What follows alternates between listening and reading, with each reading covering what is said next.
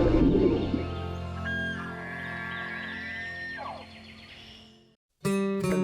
Afield. Every week, Kentucky Afield brings you features on hunting and fishing across the state. What a nice fish. It's an opportunity to hopefully get that bird in the way. Hey, we got another one over here. There he is. Ooh, a nice one too. Boy, he's healthy. What do we got? That was awesome. Got the first belt.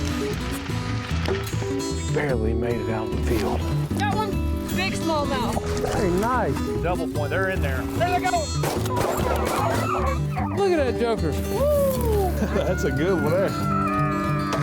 Look at that. Beautiful. Whoa, this is a good one. That's better than good, Chad. Hello and welcome to Kentucky Afield. I'm your host, Chad Miles. Join us as we journey the Commonwealth in search of outdoor adventure. In this week's adventure, we're going to break out dogs and chase squirrels and raccoons. But first up, we're going to head to eastern Kentucky and show you how trout get in some of the remote streams in the Red River Gorge.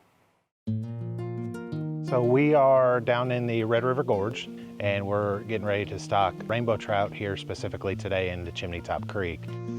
A couple weeks ago, we backpacked trout into Swift Camp Creek, and then we also stocked them into East Fork, Indian, and Middle Fork Red River. We do that because really there's no easier way to get them down in the creek. You know, these fish need to be in water the whole time. We can't drive the truck right down to the creek, so putting them in a bag with water and hiking them down is the next best option. The journey of these fish really starts at Wolf Creek National Fish Hatchery. They're our federal partners in this. They raise the fish, and what happens in this particular instance today is a couple of guys out of my office drove from Moorhead all the way down to Wolf Creek Dam, picked up these fish, and now they're bringing them all the way back to Red River Gorge. When they get up here, we're going to look at the data, see the number of fish in a pound of fish, and that kind of tells us how many fish we need to put in a bag. We count those out into a bucket. We put it into a plastic bag, pump pure oxygen in that plastic bag, seal it off with some castration bands, which prevents any air from getting in and hopefully any air or water from escaping.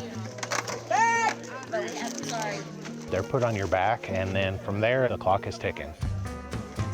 We got to get them down to the stream as quick as we can and got to get them out into the water as quick as we can. These backpacking trips are fun for a lot of folks. You know, we get a lot of folks from the department, volunteers from different hunting and angling groups, community colleges, that sort of stuff that come out and help us because it's a unique opportunity where you get to put fish on your back and hike them down and release them into streams. And in the past, we've gotten with different state agencies like Department of Juvenile Justice has brought kids out to do this before, angling groups like Bluegrass Trout Unlimited. Today here at Chimney Top, we have one of the community colleges is coming out, and then also the backcountry hunters and anglers are coming out to help us today. Really, without the help of the volunteers, we can't do this. You know, we just don't have enough staff in my office, especially to handle stocking these several hundred fish we're about to stock today. I've been fly fishing since I was 18 years old. My interests have always revolved around being outside in nature, and it's wonderful to fish. It's even more wonderful to get into the backcountry a bit and be able to have an experience alone in the water. Kentucky Afield had done a program several years back about the few streams in the state that require hiking the fish in. So for the last several years, I've been trying to get on board and meet with the volunteers and find a chance to pack in fish myself. It's a really neat experience, and I certainly hope to do it again. I think I'll just keep popping the events on my calendar and come whenever I can. From there, those fish, because they've been raised their whole lives at Wolf Creek Hatchery, they naturally are schooling up together, and they just kind of stay together in this big mass for a little while. But slowly through the course of the rest of today and definitely into tomorrow, they'll split up and kind of get out on their own and start adapting to that wild diet. Why put all this effort in? For those adventure anglers.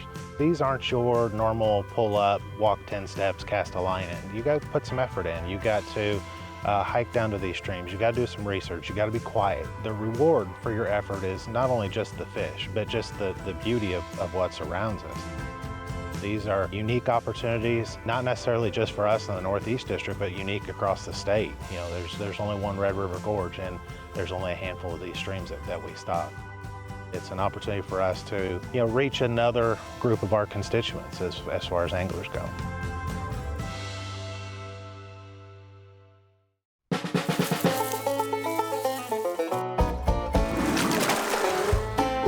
Today I'm here with Joe McDermott. Joe, you've been dealing with our deer herd for a long time, and recently in a county in central Kentucky, we've had a positive CWD of a deer. Yes, sir. Now, this was a deer that was in a captive facility, correct? Yep. That triggers our regulations that changes deer hunting a little bit in 3 counties, which Breckenridge, Hardin, and Meade. So Breckenridge, Hardin, and Meade County now have some new regulations that deer hunters need to be aware of. Tell me a little bit about what these regulations are. So when a county becomes a CWD surveillance zone, by default, these regulations are enacted. So what we have in place now, we have a ban on baiting and feeding, with the exception of food plots or bird feeders around the curtilage of your home. You can't put out any bait or mineral on the landscape. Then we have carcass transportation regs. Basically, you can't take any high-risk parts out of the zone. Okay. You must debone the meat before leaving the zone, or clean up the skull, finished taxidermy products, things like that. Basically removing all the heavy infectious material. And then we do have a ban on rehabilitation of fawns. If you're in this area, I mean, deer season, archery season's in. We've already had a muzzleloader season. Gun season is right around the corner. Right around the corner. In this situation, if you have some corn out or a mineral block, do you need to run out there and immediately try to pick all that up? Just don't deploy anymore. Okay. Corn, bait, mineral, anything like that for this year.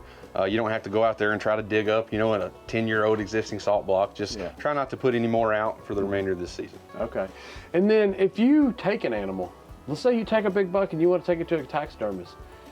If your taxidermist is within that 3-county and you've taken the animal in that 3-county zone, how do you handle that?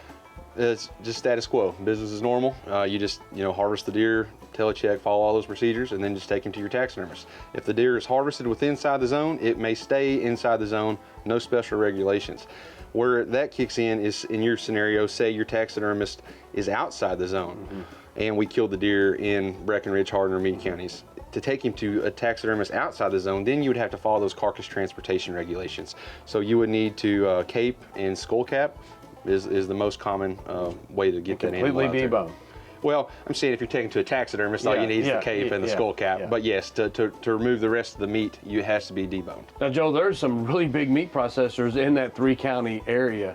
What if you use them as a meat processor, but you take your deer in, say, Bullitt or Jefferson County? If you've killed it outside the zone, you can utilize the services inside the zone, no problems. Now, for these individuals that are hunting these areas, for years, they may not have known it, there's been an opportunity to drop off your deer skull. Yes, sir. For CWD testing. Has anything changed in that as far as a requirement? No, so in Breckenridge, Hardin, and Meade, although they are surveillance zone designation, they do not have any mandatory check requirements proposed for this season. We're going to work processors and stuff in the area to get our samples, but we also have these CWD sample drop-off sites, which are just a freezer that's located out there on the landscape for you to put your sample in. You'll take the head, all the instructions that you need are right here on top of the freezer, but you'll take the head, put it in here, 2 to 3 weeks will give you a result. It's just an additional peace of mind. You can find out for sure if your animal does have CWD. Now, still remind people at this point in time, we've still only had two animals now. One of them was in a high fenced zone. Yep. One of them was in Ballard County. So Yes, we've sir. had 2 cases in the entire state of Kentucky, and we've tested. Over 60,000 deer since 2002. So we've done a lot of testing, and we're going to do a lot of testing this year. Yes, sir. Ramping it up. So this is a peace of mind effort, but we really want the samples. Yes, sir. The We need the department, samples. we want the samples. So get involved, take your deer head, put it in the freezer, and then we'll give you the results, and it gives us another biological sample, which that's always a good Yep, thing. that's perfect for us. All right, thank you so much. I appreciate Yeah, you. man.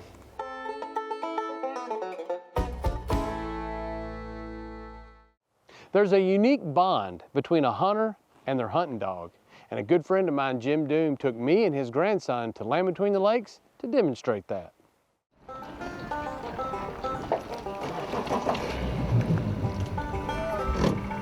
We're out here today with a couple of familiar faces. We're at Land Between the Lakes.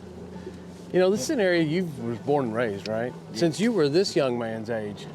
Even before. Even So we're here with Eli. Eli, we've had you out fishing and frog gigging. You know, the last 2 or 3 times we've been out, you've had your dog, Ellie, with us. She's a great dog to have in the boat, isn't she? Yes. But I heard she also does something. What else she do? Treat some squirrels. She trees squirrels. So we're gonna go out here on public land, and we're going a different route today, and then we're taking a boat. Yeah, go take a boat, kind of get away from the roads and maybe get some squirrels that's not been chased too much. We're gonna get us a mess of squirrels today, I got a feeling.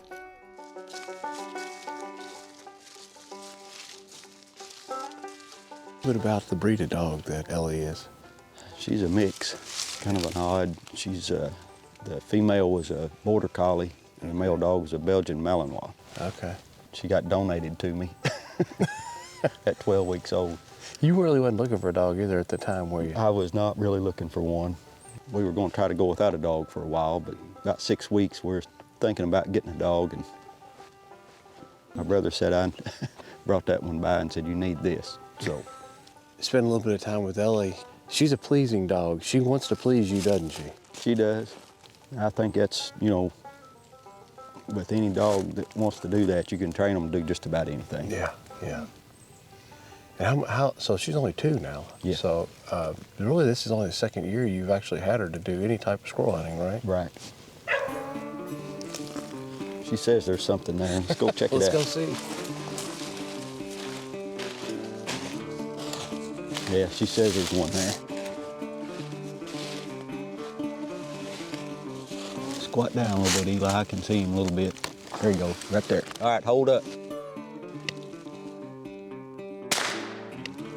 Got him, I think. Yeah.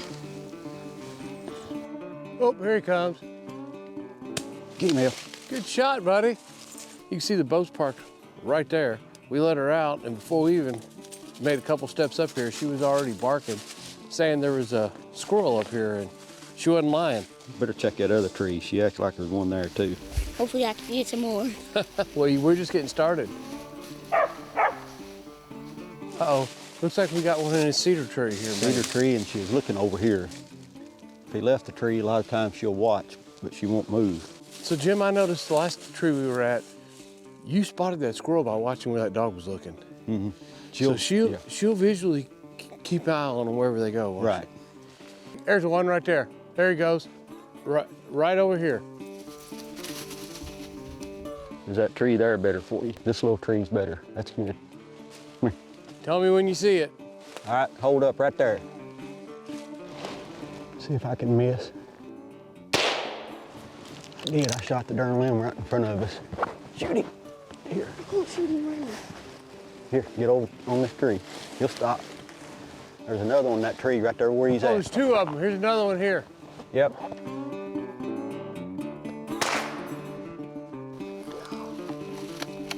Going in the nest. One right above the nest. You see him, don't you, girl? He'll stop. Get him, Ellie.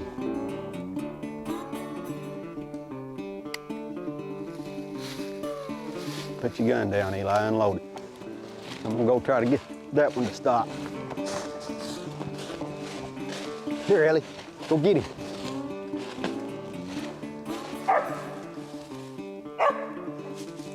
Not exactly a squirrel. What is that, Eli? A possum. My goodness. Not a possum. Rat. Huh? A rat. The raccoon, man. That does not look like a raccoon. It looks exactly like a raccoon. Good girl. I'm sorry. I shot a tree limb. She did a good job. She was holding tight. She knew there was something over there. Go hunt up. Go.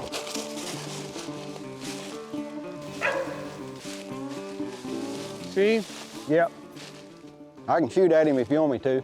Think you got a shot? If he'll sit still, I believe I can. Oh, yep. See? I see him. I don't know if I can hit this one or not. I'm gonna try him. There he comes. Get him, Ellie. That's a pretty good shot with a pistol. Nice shot, Jim. I didn't even notice it. You know, that's the rule. So you get to, when you bring a 22, you get to shoot, and it's your turn to keep going until you either get a limit or you miss. Then guess what? What? Papaw gets to shoot till he misses. You may have to go over there right before he shoots and nudge him a little bit, see if you can't get him to miss, and then it'll be your turn again. I'll tell you one thing, there's very few things that'll bring you back to your childhood and slipping through the woods with a 22. Yeah. It's a lot of fun. A lot of fun, good practice. Let's check these other trees, then we'll make our way back to the boat. I'd think there'd be another one up this tree. You'd think he'd already got nervous and bailed by now. He was. We may have a prospect over there. Oh, really? Yeah, she's on that tree right there. Come here, buddy. Probably a perfect spot right here for you. Make sure it's all the way down. All right. There you go. Nice shot. Got him. He's getting ready to come down. Let's go ahead and reload, but he's getting ready to come down. There you go. Good girl. Nice shot. You put it right in the head there. Way to go. Hey, good shooting. Let's go see if we can't find some more. We'll go ahead and ease to the boat, move on up the lake a little ways.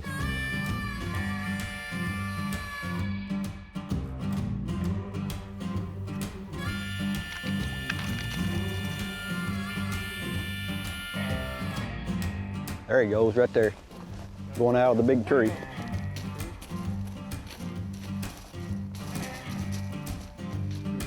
It came out of here and went to the next one she's at, for sure. Yeah. There's another one down there by the water line, Jim.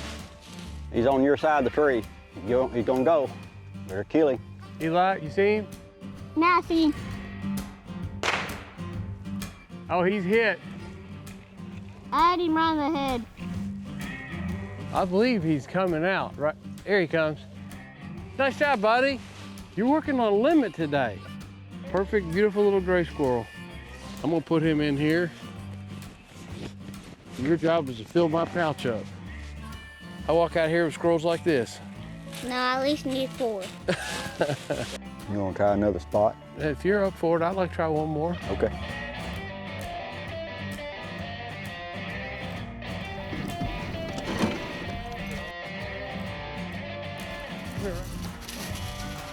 Chad.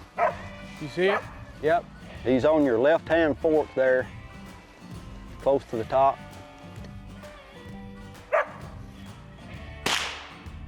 Oh, I think you got him. I love watching Eli shoot. He is a dead eye. It wasn't a headshot, but I don't care. It wasn't a headshot. Well, then it don't count. Yes, it does. Oh, you sure? It wasn't a headshot.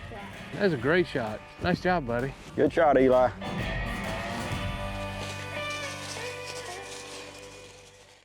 Jim, thanks again for bringing us out. You're raising a heck of a special little grandson here. He's really, really good in the field. Yeah, well, I appreciate that. You almost got a limit. You got 4. Got to see him shoot one with a pistol. That's really cool. I'll tell you what, if you spend time on the couch or if you've got things that you need to get away from, it's as close to you as your nearest WMA, isn't it? It is. Just get out and do it. Put on some extra clothes and go for a walk. Well, it's a good time. Thanks, guys. You're welcome. Thank you, Chad. There is a high level of excitement in starting a hunt behind a pack of dogs at night chasing raccoons.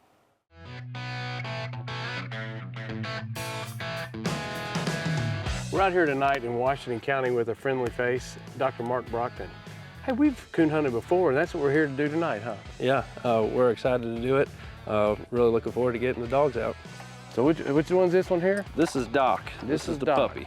He just turned 10 months old. 10 months old. Yeah. Man, he is grown up. Looks like he's ready to rock and roll. He's excited. How many dogs you bring out with you today? If you remember our last coon hunt, this is Hannah. I had her as a puppy out there. She's 5 now. Oh, okay. And so she's here. And then we actually have Buzz. So this is Buzz, huh? Yes, sir. Oh, he's ready. Ready. This is the daddy to the pup that Mark's hunting tonight. Okay. All right. He's a good-looking dog. Big dog. He is a big dog. All right, I think that's good enough. You guys ready? We're ready. Man, they're so docile walking along you like not a care in the world. And so you turn loose, so bam, they're gone. Yeah. And that's what they're supposed to do. I wish my dogs were that easy to handle walking out here. They're just kind of like, I'm not too sure about this tonight, Dad. And all of a sudden, bam, they're ready to go.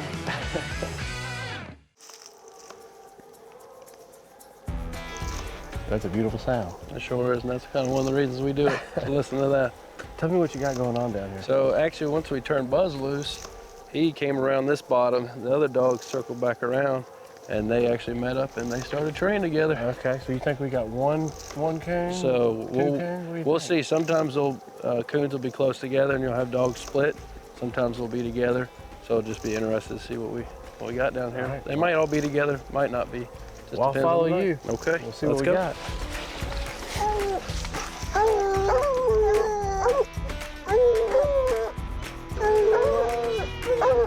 And sure enough, he's up there. Yep, there he is right there. And we can actually show you sometimes when it's the summertime or when it's a real leafy tree, we can use a thermal to really confirm if we're having a hard time with the lights. But man, that thermal will allow you to pretty quickly scan a tree and find out if there's anything Exactly. in it. It gives you confidence in your dog. You know, they're right, especially when it's hard to find. Well, let's do whatever we need to do, tie some dogs off, and we'll see what we need to get done. Sounds good.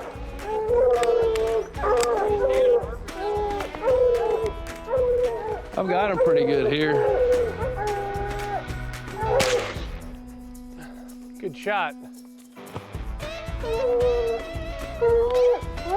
So Doc is a young dog, and he's kind of still in his training. Yeah, so Doc's 10 months old, and like I said, this is probably only the second coon he's actually shot to him. Well, nice job. Well, thank you. Hey, that was fairly quick. Got the dogs out, got one treed.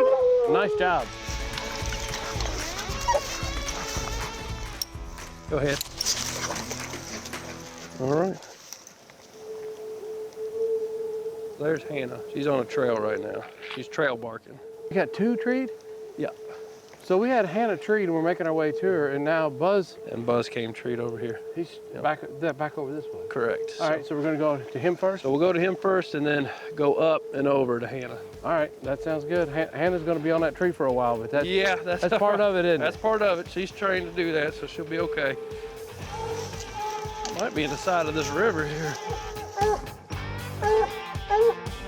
Oh wow, look, this Doc is down here trying to get out on that old sycamore tree out over the river here. We'll search this tree, but you know, these sycamore trees, especially on the river, they're gonna be hollow the majority of the time, and a lot of time that raccoon's gonna be on the inside. Okay. Now, even if we do see it, you know, you don't want to shoot a raccoon out because it's gonna go in the water. Yeah. The dog's gonna go after it, pull him off here and head to Hannah. I think that's probably best, yeah. Yeah. Bud. Good job, boys. Really good way to learn your property. Oh yeah. You turn dogs loose at night, you start realizing how your property lays pretty fast. Yeah, you want to know the easiest way to get to them too. You got one? Yeah. Sweet.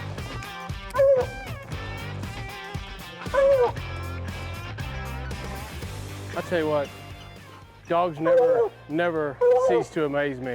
To look at how thick and nasty and gnarly this is, and to think that dog is hunting through here at a fast pace, and as soon as it finds that coon and trees it, I mean, it's locked on, it's jumping, it's trying to, it knows it can't climb that tree, but it is not giving up. No, she won't.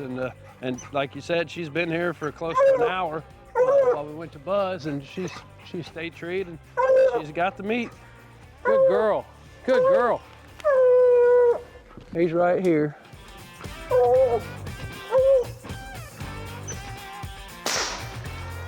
He's dead. Man, that thing sounds like a ton of bricks when it hits. Yeah, that's a big raccoon. That's a big one. Nice shot.